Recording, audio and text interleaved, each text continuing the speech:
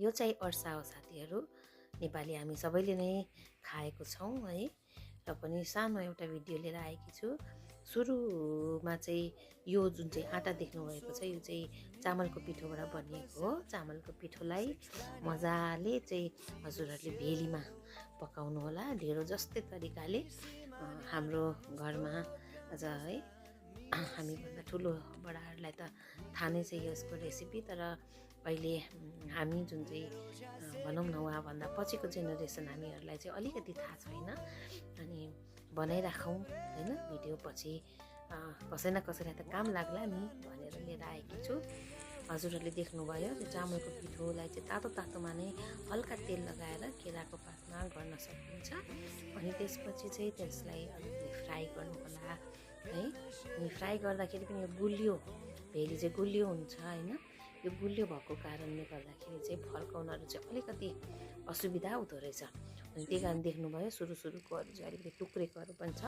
तर जब चाहिँ दुईवटा पन्युले एउटा पन्युले निकाल्ने अर्कोले फर्काउने गर्दाखेरि एकदमै सजिलो हुँदै आयो। अनि सुरुमा चाहिँ अलिक बिग्रेको पनि थियो, तर पछाडिको चाहिँ एकदम फुल्लिँदै एकदम राम्रो हुँदै आयो है।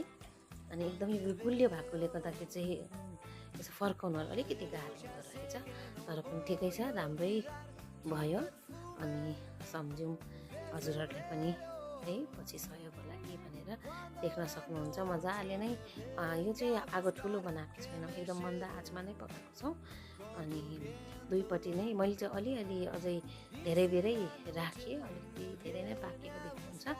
यो चाहिँ यति धेरै चाहिँ डढ्ने गरी चाहिँ अलिक ब्राउन हुने गरी चाहिँ पकाइँदैन रहेछ, तर मैले चाहिँ त्यसरी पकाएँ।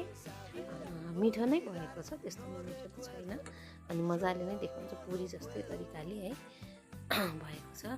अहिलेसम्म हेरेर साथ दिनुभयो साथीहरू, धेरै धन्यवाद जनाउँछु तपाईँहरूलाई पनि। हजुरहरूले पनि है कुनै बेला ट्राई गर्नुभयो भने राम्रो नै हुन्छ। हामीले चाहिँ घरमा त्यसै खानको लागि यसो ट्राई गऱ्यौँ एकचोटि, किनभने मलाई चाहिँ यो रेसिपी थाहा थिएन। यो चाहिँ मेरो सासूको रेसिपी हो। हजुरहरूले पनि घरमा यसरी कोही बेला नानीहरूको लागि पनि टिफिनहरूमा पनि हाल्नलाई राम्रो नै हुने रहेछ।